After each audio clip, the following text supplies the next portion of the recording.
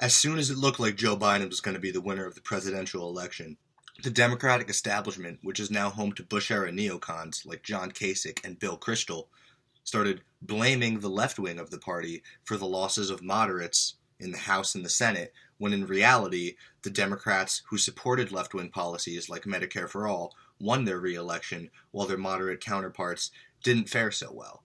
Now, Fox News and MSNBC and CNN don't really want you to know that narrative. That's why directly after the election on MSNBC, Joe Scarborough said the fact that the Democrats didn't flip the Senate and that Joe Biden won meant that Joe Biden needs to govern similar to how Bill Clinton covered, as a moderate and as a centrist. To govern just like Bill Clinton governed, and just like Bill Clinton, Joe Biden knows how to govern. So he will govern from the middle. He will make deals. People on the far left and far right won't like it. But he's worked with these people before. Yeah, so there's a relationship already. So if he wins, he will be governing from the center. The reality of governing like Bill Clinton involves throwing millions of people off of welfare. It involves illegally bombing and sanctioning several countries, and it involves increasing mass incarceration, because the 1994 crime bill was passed under the Clinton administration, and that bill was sponsored by Joe Biden, who's now president. Also, Joe Biden's worked for his entire career to cut Social Security, Medicaid, Medicare, and other entitlement social safety net programs. I argued that we should freeze federal spending. I meant Social Security as well.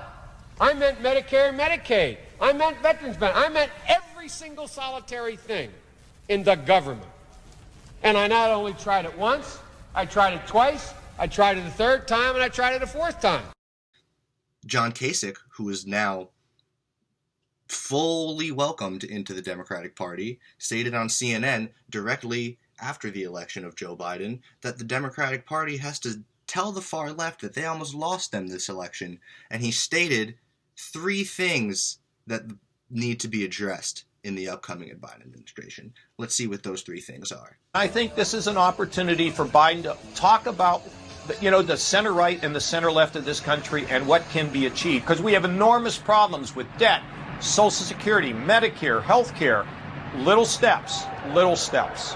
One other thing, one Democrat told me at some point, if they'd have been more clear in rejecting the hard left, they would have appealed more to Americans. Yep, you heard correctly. Those 3 things he was talking about are Medicaid, Medicare, and Social Security. Now, their plans to address those things aren't to increase the amount of funding going into them, especially at this time when more Americans than ever need to rely on the social safety net. Those people's plans for the social safety net are to cut the funding to them, to decrease the size of them, in order to eventually get rid of them altogether. Now, that's the really extreme thing to do right here, is in this time when 50 million Americans filed for unemployment in the last 8 months, 12 million Americans, they lost healthcare in the past 8 months. Even before this pandemic, 78% of the population was living paycheck to paycheck.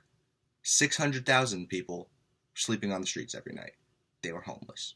We have $4 trillion to give to Wall Street, but apparently we don't have the money to take care of these people. That's unacceptable.